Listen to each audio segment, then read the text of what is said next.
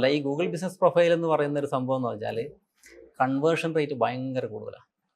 Google add നോക്കുക, SEO നോക്കുക, Facebook add നോക്കുക, ഇതെല്ലാം ഇതിനൊക്കെ ഉപരിയായിട്ട് ലോക്കൽ സെർച്ച് ആവശ്യമുള്ളവരാണല്ലോ ഇത് സെർച്ച് ചെയ്യുന്നത്.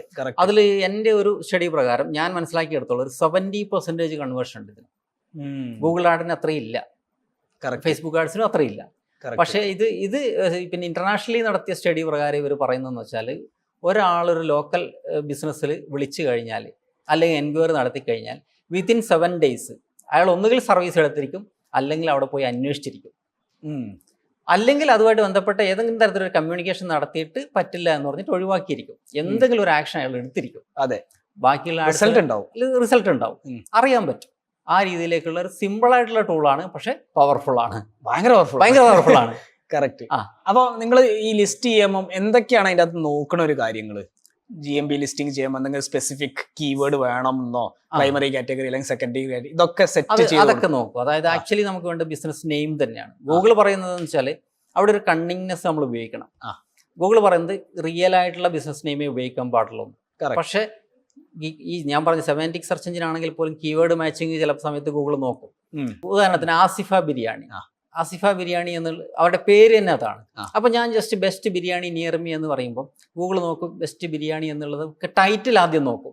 അപ്പൊ ടൈറ്റിൽ നോക്കുമ്പോൾ ആസിഫ ബിരിയാണിയിൽ ഒരു ബിരിയാണി ഉണ്ട്, അവിടെ ഒരു പ്ലസ് മാർക്കായി. പക്ഷെ ഞാൻ ബെസ്റ്റ് എന്ന് പറഞ്ഞുകൊണ്ട് വീണ്ടും കണ്ടന്റ് നോക്കും, അവിടെ ബെസ്റ്റ് എന്നുള്ള രീതിയിലുള്ള പോസിറ്റീവ് സെന്റിമെന്റ്സ് ഉണ്ടോ നോക്കും. അങ്ങനെയാണ് വരുന്നത്. അപ്പോ ലിസ്റ്റ് ചെയ്യുന്ന സമയത്ത് നമ്മൾ എന്ത് ചെയ്യും, ഏതെങ്കിലും തരത്തിൽ നമ്മൾക്ക് ആളുകൾ സെർച്ച് ചെയ്യാൻ സാധ്യതയുള്ള ഒരു കീവേഡ് നമ്മളുടെ പേരിന്റെ കൂടെ ഉൾപ്പെടുത്താൻ പറ്റുമോ എന്ന് നോക്കും. നോർമലി ടൈറ്റിൽ ഭയങ്കര ഇമ്പോർട്ടന്റ് ആണ്. പക്ഷേ അത് ആക്ച്വലി ലീഗലി മാത്രമേ ചെയ്യാൻ പാടുള്ളൂ. പക്ഷെ ഒരിക്കലും best skin treatment in Trivandrum അല്ലെങ്കിൽ ഇൻ കാലിക്കറ്റ് അങ്ങനെ ചെയ്യരുത്. അത് ഇതിലാണ്. പക്ഷെ നമുക്കിപ്പോൾ പറയാം, ഇപ്പോൾ എക്സ് സ്കിൻ ട്രീറ്റ്മെന്റ് സെന്റർ എന്ന് പറഞ്ഞാൽ അവിടെ എക്സ് നെയിമും സ്കിൻ ട്രീറ്റ്മെന്റ് സെന്റർ എന്ന് പറയുമ്പോൾ പേരായിട്ട് വരുമല്ലോ. അപ്പൊ അവിടെ അത് വന്നു. അപ്പൊ ആ രീതിയിൽ നമുക്ക് ഒപ്റ്റിമൈസ് ചെയ്യാം, വലിയ പ്രശ്നമില്ല.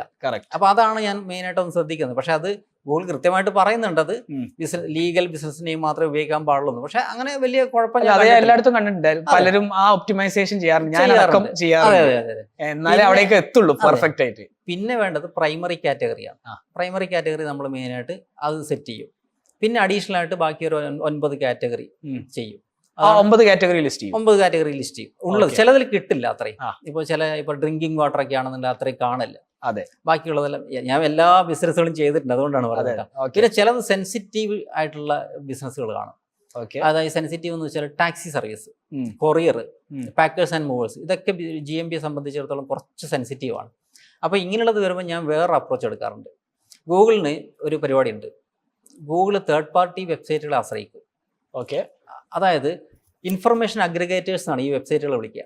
Just dial, booking.com, TripAdvisor, Trustpilot, Yelp, ഇങ്ങനെയൊക്കെയുള്ള കുറേ വെബ്സൈറ്റുകളുണ്ട്. ഇതൊക്കെ തേർഡ് പാർട്ടി വെബ്സൈറ്റുകളാണെങ്കിലും ഇതിനെ ഗൂഗിൾ ഇൻഫർമേഷൻ അഗ്രിഗേറ്റേഴ്സ് ആയിട്ടാണ് കാണുന്നത്. അതായത് അവർ പിന്നെ ആളുകളിൽ നിന്ന് ഇൻഫർമേഷൻ എടുത്തിട്ട് പിന്നെ സ്പ്രെഡ് ചെയ്യുന്നുണ്ട്. അത് ആക്യുറേറ്റ് ആയിട്ടുള്ള ഇൻഫർമേഷൻ ആയിട്ടാണ് ഗൂഗിൾ കണക്കാക്കുന്നത്. അപ്പോൾ നമ്മൾ എന്ത് ചെയ്യുന്നത് വെച്ചാൽ ഇത് ലിസ്റ്റ് ചെയ്യുന്നതിന് മുമ്പ് ഇത്തരം സ്ഥലങ്ങളിൽ പോയിട്ട് ആദ്യം ലിസ്റ്റ് ചെയ്യും. എന്നിട്ട് ഒരു മാസം വെയിറ്റ് ചെയ്തിട്ട് ഇതൊന്ന് പ്രൊപ്പഗേറ്റ് ചെയ്ത് വരുന്ന സമയത്ത് നമ്മൾ എന്ത് ചെയ്യും, ലിസ്റ്റ് ചെയ്യും. ആ സമയത്ത് ഗൂഗിളിന് മനസ്സിലാകും ഇതൊരു പ്രൊമിനന്റ് ആയിട്ടുള്ള ഒരു ബിസിനസ് ആണ്, കൃത്യമായിട്ട് സിഗ്നൽ കിട്ടി. ആ സമയത്ത് വെരിഫൈ ചെയ്യാൻ കുഴപ്പമില്ല. അപ്പൊ ഈ സെൻസിറ്റീവ് കേസുകളിൽ ഇതാണ് ഞാൻ ഫോളോ ചെയ്യുന്നത്, ഈ ഒരു രീതിയിൽ. അത് കൃത്യമായിട്ട് ചെയ്ത് ബേസിക്കലി ഒരു ഗ്രോത്ത് ഹാക്ക് ആണ്. അതെ, അങ്ങനെ ചെയ്യും. പൊതുവെ എല്ലാവരും പ്രാക്ടീസ് ചെയ്ത് വരുന്നതാണ്. അത് പ്രോമിനൻസ് എന്നുള്ളൊരു ഫാക്ടർ വെച്ചിട്ടാണ് അങ്ങനെ ചെയ്യുന്നത്. അതാണ് മെയിൻ ആയിട്ട് ചെയ്യുന്നത്. പിന്നെ ഈ പറഞ്ഞ പോലെ ഇപ്പോൾ സർവീസ് ഒപ്റ്റിമൈസ് ചെയ്യാം. ഇപ്പൊ GMB ഒരുപാട് സംഭവങ്ങളുണ്ട്. പ്രൊഡക്റ്റ് ലിസ്റ്റ് ചെയ്യാം. കറക്റ്റ്. മർച്ചന്റ് സെന്ററുമായിട്ട് കണക്ട് ചെയ്ത് കഴിഞ്ഞാൽ നമുക്ക് കറക്റ്റ് ആയിട്ട് കംപ്ലീറ്റ് പ്രോഡക്റ്റ് ഓട്ടോമാറ്റിക്കലി ലിസ്റ്റ് ചെയ്യാം അതിനകത്തേക്ക്.